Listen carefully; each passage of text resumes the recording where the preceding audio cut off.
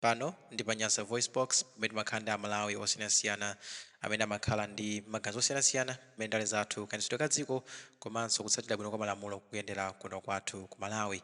Ndiye a Charles Ben Longwe sinkhope ya chilendo pano pa Nyasa VoiceBox tinapangapo feature m'mbuyomu koma nthawi imeneyo ndithu amalankhula zinthu zonyoza utsogoleri wa Dr. McCarthy chakwera kuti ndi utsogoleri wolephera. Nde pano akutulutsa ma audio wawo atatu amene zikuoneka kuti iwo ndithu akulapa kunena kuti zimene ankayankhula zija ankangolankhula kuti ayipitse mbiri ya munthu wina wake kapena kuti wina wake aoneke kuti ndi woyipa. Ndipo pano iwo ndithu afuna kusintha thangwa kunena kuti kuyambira lero kuyambira kupita pano kupita kutsogolo afuna ndithu azinena zinthu zimene iwo zachilungamo zokhazokha zimene iwo ndithu ali nazo umboni zomwe akulankhula zinthu wina wake amuyipitsire mbiri zimene zija zatha. Ndiyete tikhale limodzi kuti kuti a Charles Ben Longwe akuti bwanji modo yayo yoyamba imene ndithu akulapa machimo awo kuti ananyoza achakwera pamene mtithu nthawi zina umboni weniweni analibe kuti apange choncho. Nde timvere audio imeneyi imene ajambulidwa pa May 27, 2024 pano pa Nyasa VoiceBox.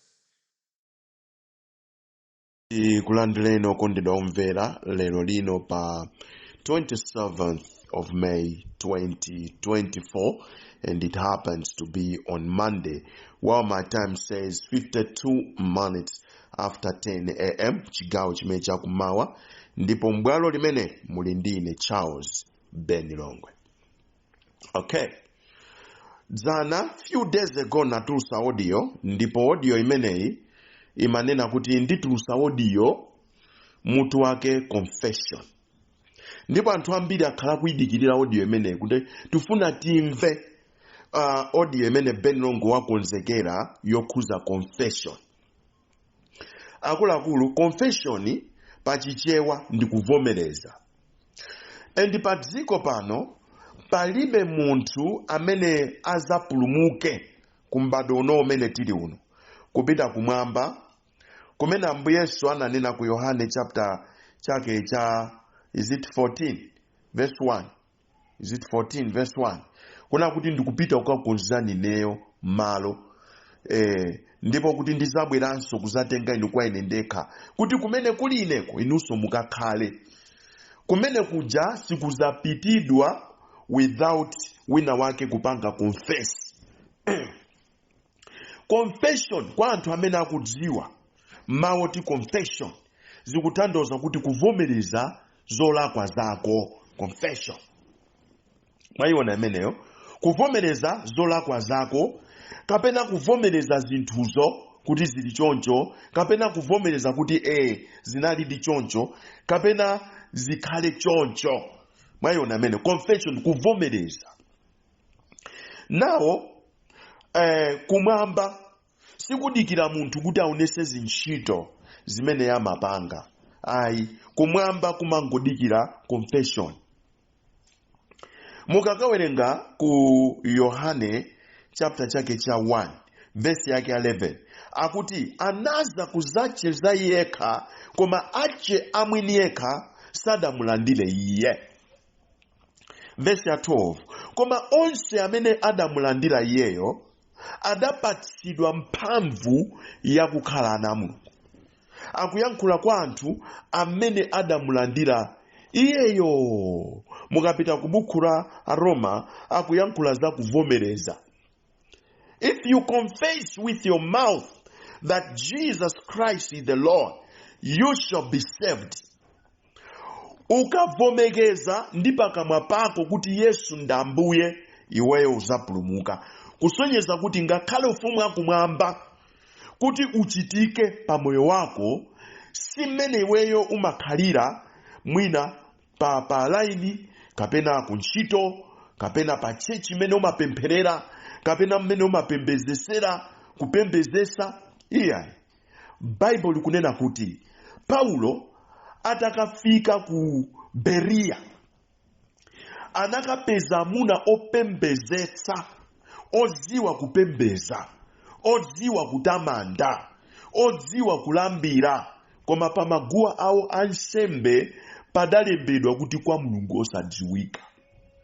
Zimene zikutanthauza kuti for you to make heavens it's not all about mapempheredwe kapena the kinds of tongues you produce per minute. kuti amayankhula matangi zotani kapena the way you prophesy kapena you preach kapena no, there is no such in heaven. Zikanakhala kuti zinali choncho kumwamba ndekuti Yesu sakanachita object ophunzira ake amene amanena kuti amene otu ndi hule. Yesu akuti mahule azakutsogolerani inu mu ufumu wakumwamba. Sakananena choncho chifukwa mahule don't preach Christ, they sell their bodies. Komano Yesu akuti mahule azakusogolerani mu ufumu wakumwamba. They don't prophesy. Mwaiona? They don't speak in tongues.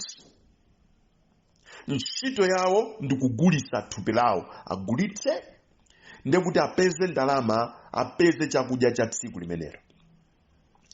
Ne confession, kuvomekeza ndi njira yokhayo imene munthu ikhoza kumulumikizitsa ndi Mulungu. Ndipo kuvomereza kumachitika pokhapokha munthuyo wadziwa kulakwa kwace. Mwaiona imeneyo? If you shall confess with your mouth that Jesus Christ is the Lord, and then you shall be saved. Kupulumuka kumachitika pokhapokha. You have used your mouth to confess your sins. Machimwanu. Sins omitted, sins committed. You have confessed your transgressions. You have confessed your trespasses. You have confessed your iniquities. Iniquity ndi tchimo limene limakhala la magazi, loyamwira, lotengera. Zokuti nthawi zina iniquity imakhala yovuta kwambiri kuti ichoke muthupi mwa munthu. Chifukwa imakhala ya magazi yoyamwira. Ndifake Bible ku chipangano chakale akunena kuti pamalamulo 10 aja akuti pakuti ine ndine Mulungu wansanje wakulanga ana chifukwa cha atate wawo. Nawo funso ndona kuti chifukwa chani Mulungu akuti ndizalanga ana chifukwa cha atate wawo? Chifukwa cha tchimo limodzi lotchedwa iniquity. Munthu akangokhala wa mitala, ana ake onse amatengera mitalayo, amakhala mitala. Kulikonse kumene akupita. Mitala. Mukapita ku Genesis, mukapeza kuna kuti is it chapter 10, chapter 12, mukapeza kuti Mulungu akumudalisa Abraham. Ndipo akumutulusa mu nyumba ya tate wake Tera. Chifukwa Tera anali opanga mafano, amapanga mafano ndikumagulisa kwa Igupto. Mwaona? Nde Bible imati tsoka iwe amene umakhulupirira Igupto. Chifukwa Igupto si Mulungu. Ndipo mafano awo si Mzimu Woyera. Nde business ya Tera. The reason why Mulungu atasankha Abraham kuti akhale the father of all nations, anayenera kumuchotsa pakati pa munthu wa business amene amapanga business ya mafano, amene anali bambo yake Abrahamu, Mr. Tera. Uchoke mu nyumba imeneyi, upite kumene ine ndizakuonesa iwe. And God was with him. Ananyamuka Abrahamu, mkazi wake Sera, ndi Loti kuchoka ku nyumba kuja ku family ndi kuyenda ulendo anakaluwa mu Igupto. Akufika mu Igupto anadziwa chimene chiti chimuchitikire. Remember, God was with him. But he produced a lie. He composed a lie.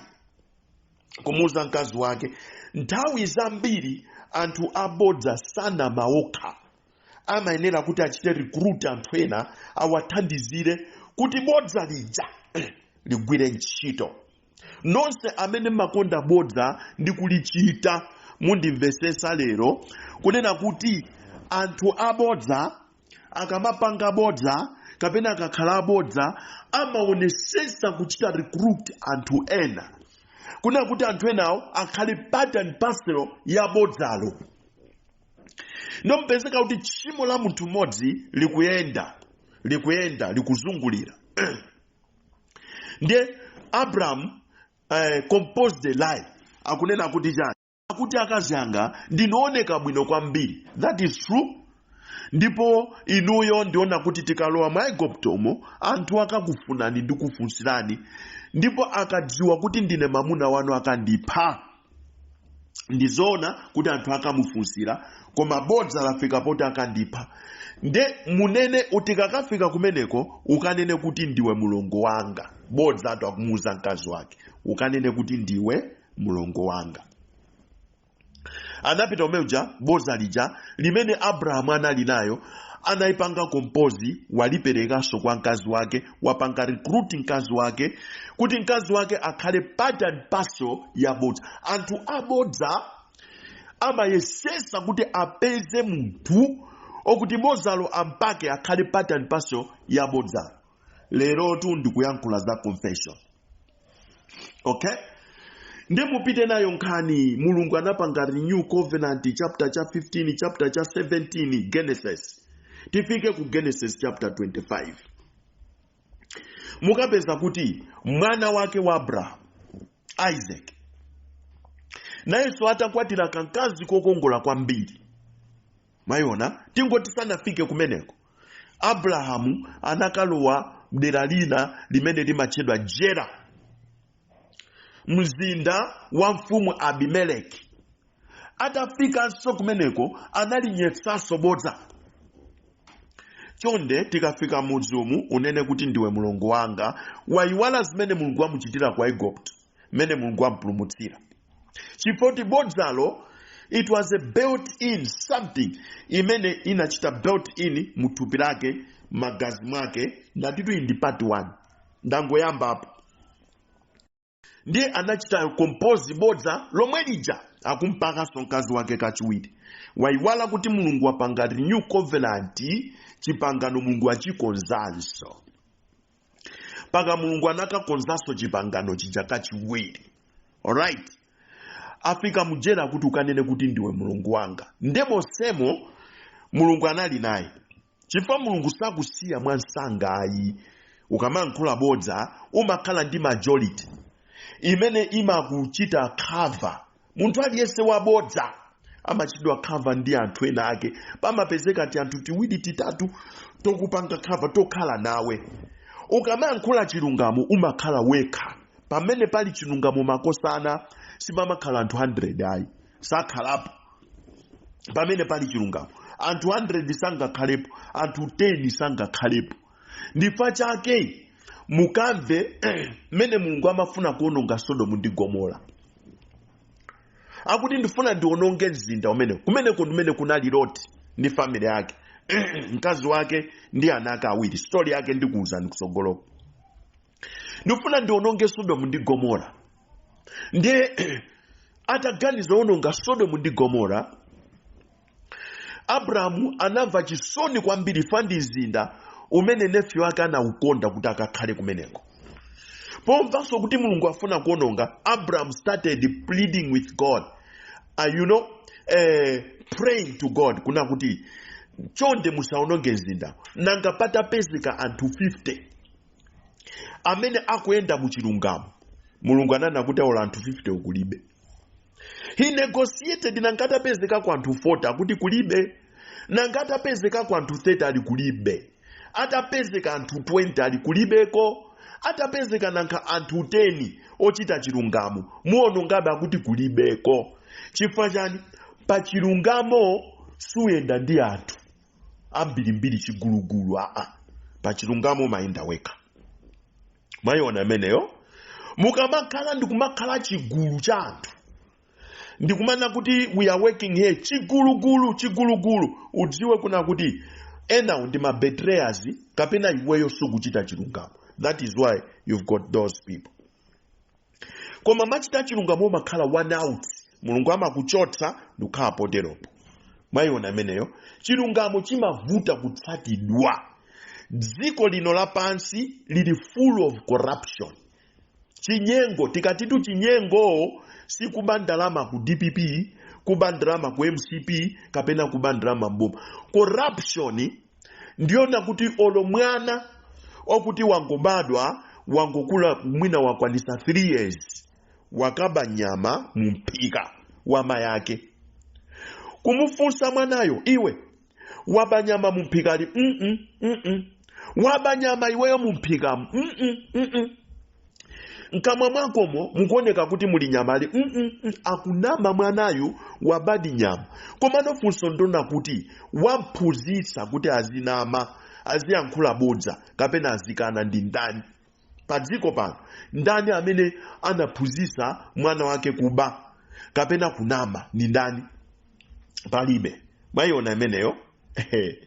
Ndilero ndifuna kuti ndiyankhule lero mu audio ya confession kuti anthu mudziwe nde pali confession imene tikunena ya iniquity za magazi. Abraham ajanama kawiri konse abereka mwana zina ka Isaac kapena Isaac nayenso atakwatira mkazi wokongola kwambiri.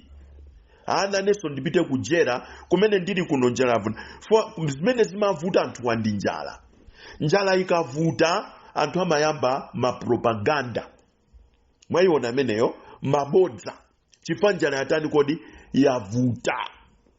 Pano ndikunena pano anthu ena mdziko mwathu muno ndi zipani zina zili bize ngakhale kuti sindikufuna kufika kumeneko mwachangu, koma zili bize kuphika mapropaganda.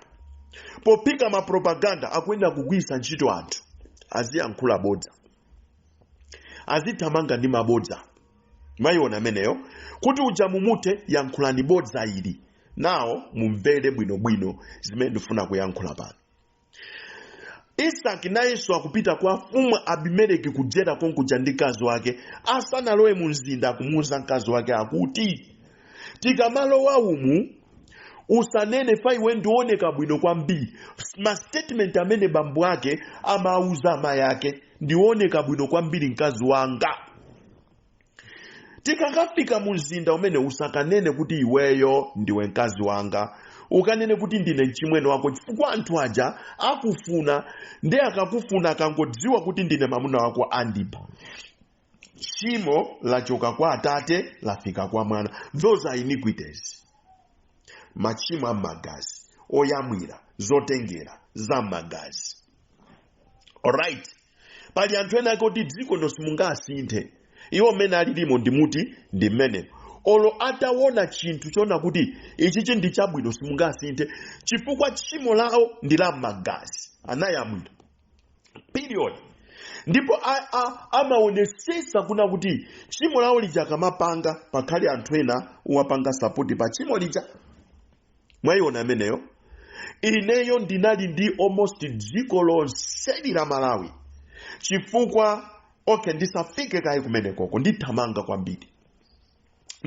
kwambiri. Mwayiona? Tikuti confession, you confess your sins omitted, sins committed, fatikati sins omitted ndi machimo amene umangoganizira. For example, Yesu akuti munamva inu kuti usachite chigololo. Koma ine ndikuti yense omuyang'ana mkazi ndi kumukhumba watha kuchita naye chigololo. Now, simuna pange commit chigololocho, suna pange commit, but you have omitted. That's an omitting. You have omitted sins through your imaginations, through your thinking capacity, through your brains.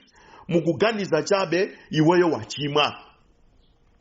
Mukapita ku Yuda verse 8 fa Yuda libe chapter ndi chimodzi choka verse 8 akuti these filthy dreamers have defiled their bodies with their dreams. Now that is sin omitted. These filthy dreamers have defiled their bodies with their dreams. Now you can see the Bible allows you to dream. Mukale olota maloto akulu azilota. Mukapita ku Yoweli chapter 2 verse 28. Mukapita ku Machidwe chapter 1 verse 28. Ngani yake ndi modzi muzilota maloto akulu. Koma ku Yuda kuti these filthy dreamers have defiled their bodies through their dreams. Mumaloto awononga matupi awo chifukwa cha maloto. Kungolota iweyo wachimwa. walota kupanga chiwerewere, walota kupha munthu, walota kupanga izi. Maloto, ena malota akuyenda. Ali pansewu kulota.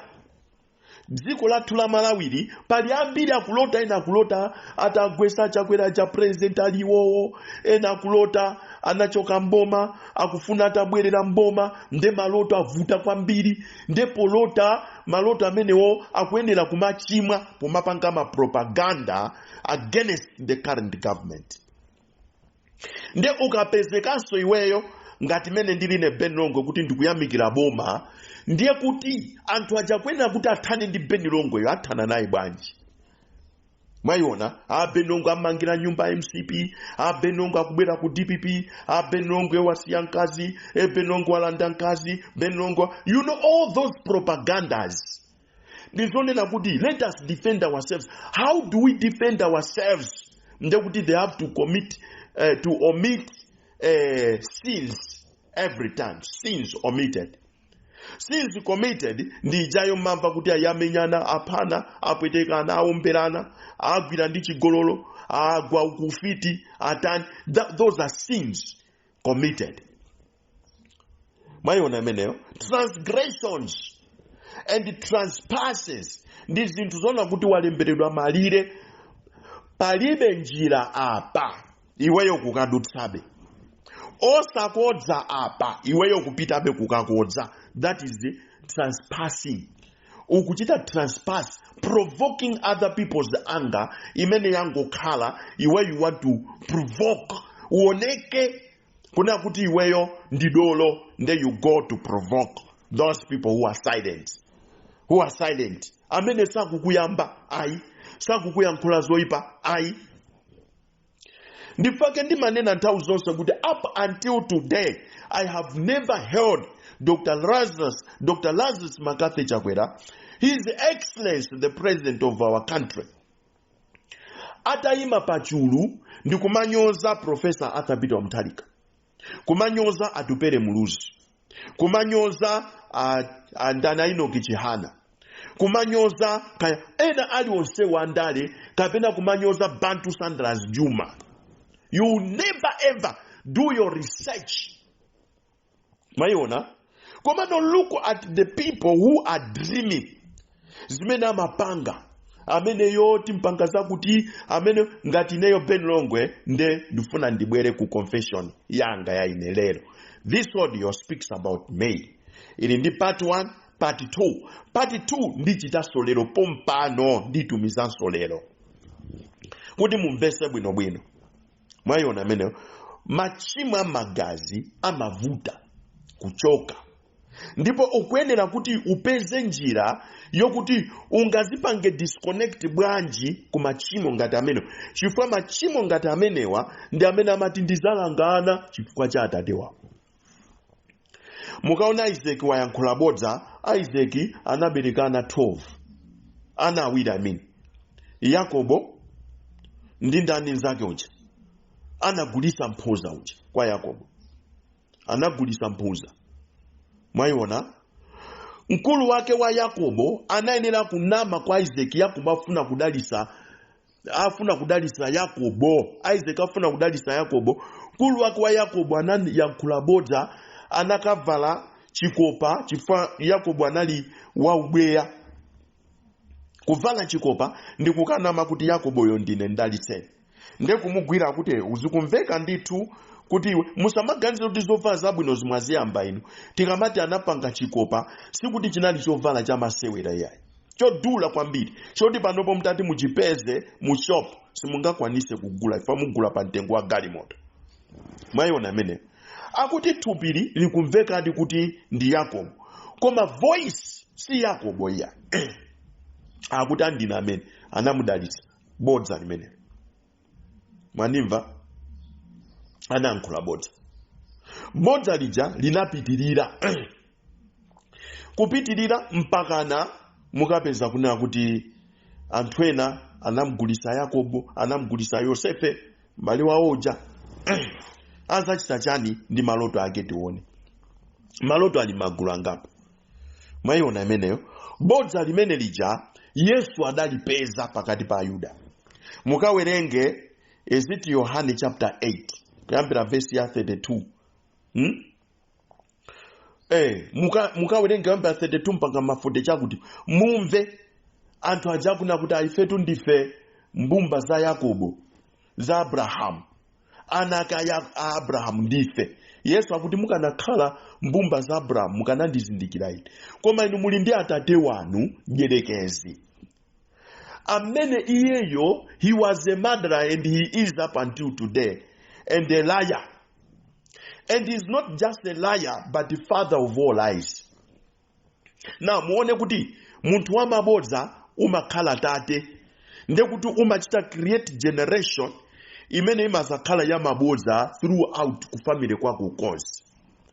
Nde Yesu akuti ndikukudziwani, inu ndimakudziwani, inu mukanakhala mbumba za Abrahamu mukanandizindikira ine. Koma ine simungandizindikire chifukwa yani?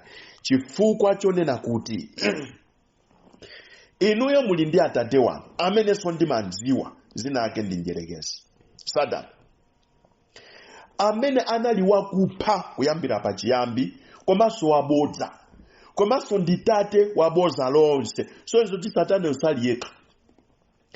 Akuluakulu ukamayankhula bodza sumakhala wekha. Mundikuze ndi zimenezo. Chifukwa ukamayankhula bodzalo pamakhala munthu amene umapanga naye compose bodzalo, kapena munthu amene umakamponyera, ndipo umaona kuti bodzali ndikakauza uja akathamanga nalo. Bodzali ndikangwauza ujeni athamanga nalo bodza, ndipo anthu awakhulupirira. Zimenezo ndi zimene ine ndifuna ndipange confess pano. Confession yanga ipitira mpaka na audio number 2. Confession imene ikangotha iyi chifukwa chokutalika ndidula nde ndibweranso. Confession ndi kuvomereza imene ni njira yokhayo kalwera kumwamba. Komanso njira yokhayo yochita reconcile. There is no reconciliation without confession. Let me tell you. You cannot just say akazanga tibwererane mwakuti mubwererane pankhani yanji. Munatani kuti muzina kuti tibwererane, mubwerana bwanji. There must be a confession, kuvomekeza kuti muziwa chani mai ndikayang'ana zonse zimene neyo ndadutsamo, ndikayang'ana mmene inuyo ndakuzunzirani, akazi makubweresani ku nyumbaja, kumakunyozani, kumakutanani, akazi anga ineyo ndikupanga confess. China ndilowacho ndi chiwanda choyipa. Zinazo ndimapangira dala. Zinazo fosa mangonamiza ziwanda chichonse yayi ndimapangira dala. Zinazo chiwandacho mwina. Koma zonse zimene ndakudutsisani ine ndifuna kuti mundikhulukire. Ndeso utume anthu ena akakupepesere. Osati mwa matama kubwera pa khumu pa anthu wafika guju ndi mauvulolo ako ndi masuti ako, ndabwera panopo ineyo ndifuna akazi anga tibwererane. Muzibwerana pa njira yanji? Iweyo uzibwera ndi kazi wako pa njira yanji? Confession ndi chinthu chofunikira chimene chimalumikizisa anthu.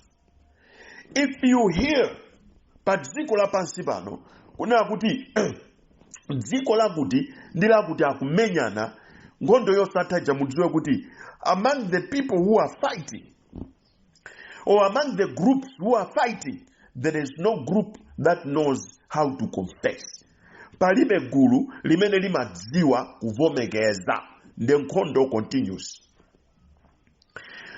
Miyambo chapter 15 verse ya 1 akuti mayankhidwe ofatsa abweza mkwiyo, koma mawu owawitsa aputa msunamo. Sunamo kuti upitirire ndiye kuti wina wake akuyankhula zowawa, wina akuyankhula zowawa, ndiye kuti pamene paja msunamo ukupitirira.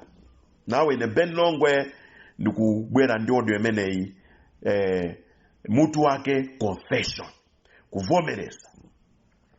Ndi ngobenthula zimene tiyankhule mu audio ya number 2. Ndinana kuti audio imene will shock you, audio imene ambiri mukhala chete. Ena mukutusa ma propaganda, ena mudakatusa be ma propaganda. Koma mukhala chete. Manimva. Ine palibenso kumalawi kuno amene ananyozapo Dr. Lazarus Makafe Chakwera like me, Ben Longwe. Palibe ena numatiti manyoza eti matani ineyo ndanyoza Dr. Lazarus Makafe Chakwera pa dziko la Malawi pa. Ndani amene ngati ine ndanyoza ine ena ndi copycat. Mukamanyoza chifukwa zimenezo munamvera kapena munabera kwa ine Ben Longwe. Ndanyoza boma limene likuyendetsedwa ndi Dr. Lazarus Makafe Chakwera. Ndanyoza chipani cha MCP, and I deserve to face the consequences of whatever I did without compromise. Chifaina maona ngati kuti mwina ine Ben Longwe ndi maopa kapena ndi makandi kunyenchera. No, I have done nasty things. Ndayankhula zinthu zimene zokuti anthu ena akakhasunzuta mandimva bwanji ndikamayankhula choncho.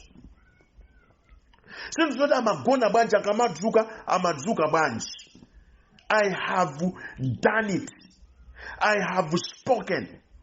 And some people are still using my audios apo yamba kuka propaganda ya lero. I don't blame them because I created it. I did it.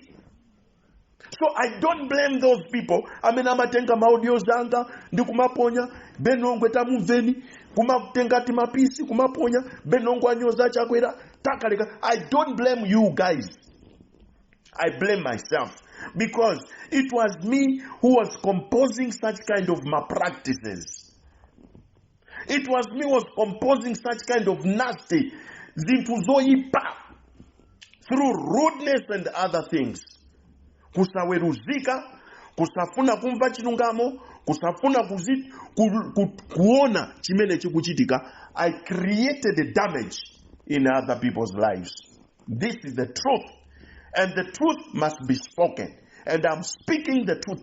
Ndikuyankula choona, ndipo choona chikwena kuti chiyankhulidwe, ndipo chimene ndikuyankhula chinde ndichoona.